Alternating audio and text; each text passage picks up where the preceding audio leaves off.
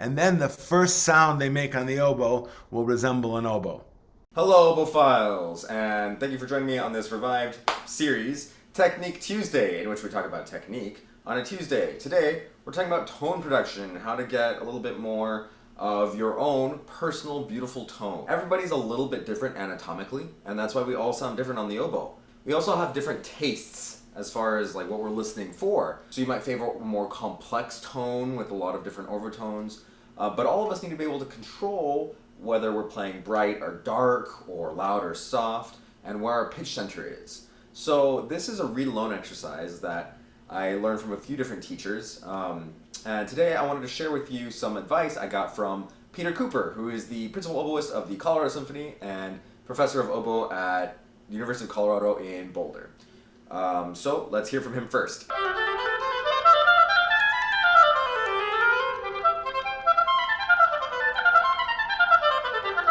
In case Danny Cruz is too modest, he's one of the amazing performers this summer. So make sure you hear his recital. Thanks for the plug. Yeah. Cool. So the last thing I wanted to ask you about is the fundamental tradition that you teach. Really, you're one of the people who has most codified the like read alone approach. And I just wanted to maybe let you share a little bit of how you approach this. Sure. Let me see if this still. Okay. So the read exercises that I do, I confess they're not my brilliance. They're taught to me by Ray Still, with whom I studied at Northwestern. And he was, for those that don't know, he was principal oboist of the Chicago Symphony for 40 years and my teacher for 4 years. And he was the one that developed these read exercises. And I believe in them. They make sense to me, so I teach them to students. So basically his idea that he would say is the entire range of the oboe is between C and C sharp on the reed. And so you never, when you're playing the oboe, play, and you never, when you're playing the oboe, play something like that. The whole range of the oboe is there. And I always ask students, how many notes are between C and C sharp? And the answer is, of course, infinite. Yeah. There are infinite pitches between C and C sharp. And basically, you are responsible for all of them. Because to play a given note in tune, it's not just a C or a C sharp, but it's often going to be slightly higher than a C, slightly lower than a C sharp. So you might, you might have to play C plus 511 over 9,117. But lucky for us is we don't need to know that fraction. We just have to be able to find it. So the idea is that you want to have complete comfort between C and C sharp at any dynamic at any time. So the exercise that I suggest people do, and what I suggest people do is spend 1 to 2 minutes a day on this exercise. And I think if you spent a minute a day on this exercise, it will have far more value than if you did it one day for 25 minutes and didn't do it again for a month. It's just a kind of a part of a warm-up. And I really recommend this be integrated in people's warm-up regimen. So there's a C.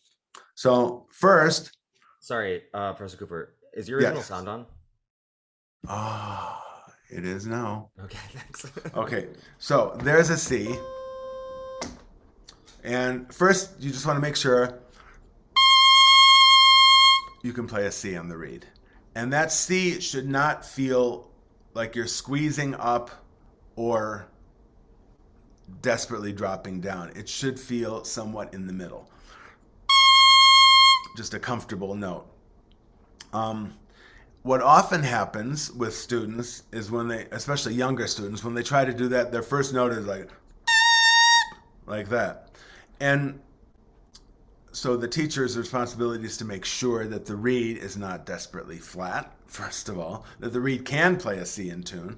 And one way that they can raise the pitch. I do not agree with raising the pitch by putting more reed in your mouth. I strongly recommend against just shoving the reed in your mouth, because you lose control and the quality of your sound. But one thing, if your lower lip is firm, if you just push down on your lower lip, the pitch goes up. So I think they can get a C often. And when I push down, I don't mean this. I don't mean that way. I mean the whole reed. Because when you go that way, actually, you're sort of pushing the tip of the reed up. Leverage.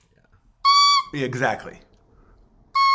That will help keep the pitch up. So first, you have to be able to play that C comfortably, and keep giving yourself a reality check of a pedal, because it's easy to sink, and you don't want to sink. You want to keep it never below that C. And the next part of the exercise is just C to C sharp.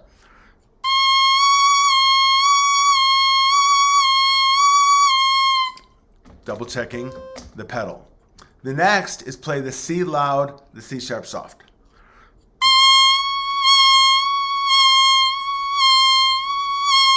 Next one is the opposite, C sharp loud, C soft.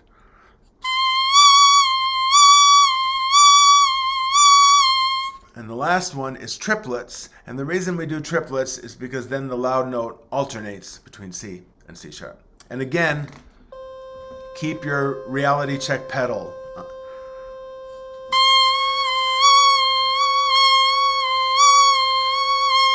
That sort of thing. 1 minute a day, 7 days a week. And I can guarantee if you do it 1 minute a day, you will have a better sound and more in tune and more control than if you don't do it. Great.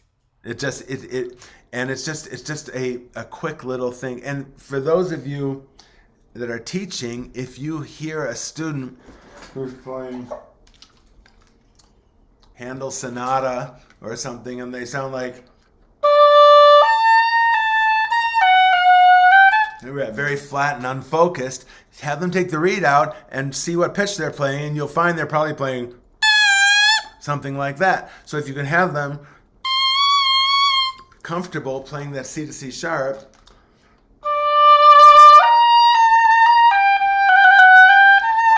and all their ornaments will come out too. Of course. Yeah.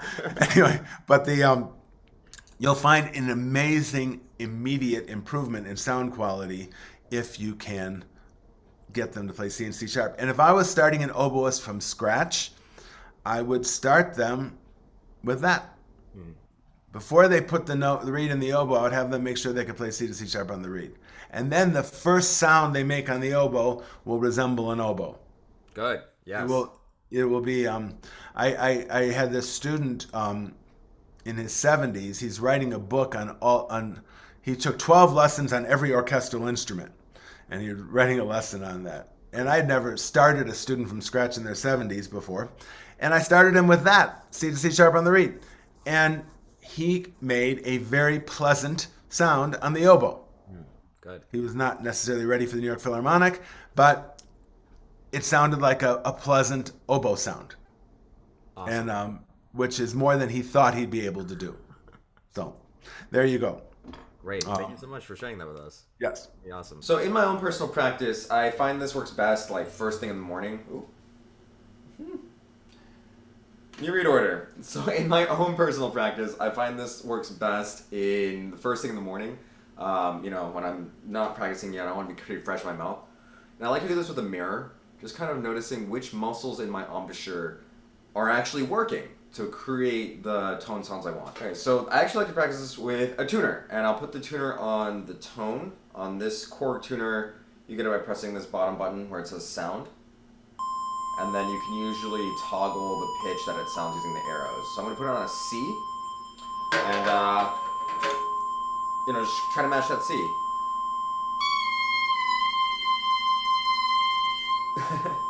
And the first one's always the hardest.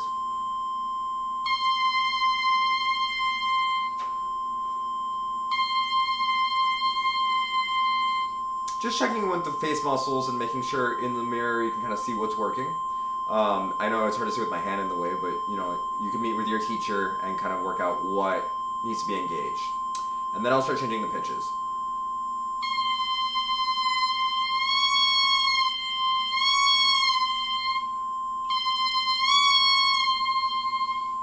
And then I'll start changing the dynamic. Now, in a previous, let me turn this off. In a previous video, I talked about going from C down to A flat and kind of manipulating this way the ooh muscles. This exercise is really more for getting that wind speed in control. So, but I keep it on the C to make sure that I can go from C to C sharp. And just a few minutes a day, just like Peter Cooper said in the video, does the trick. So I hope that helps get your tone going on the oboe. Let me know what you think in the comments, and of course, when in doubt, play beautifully.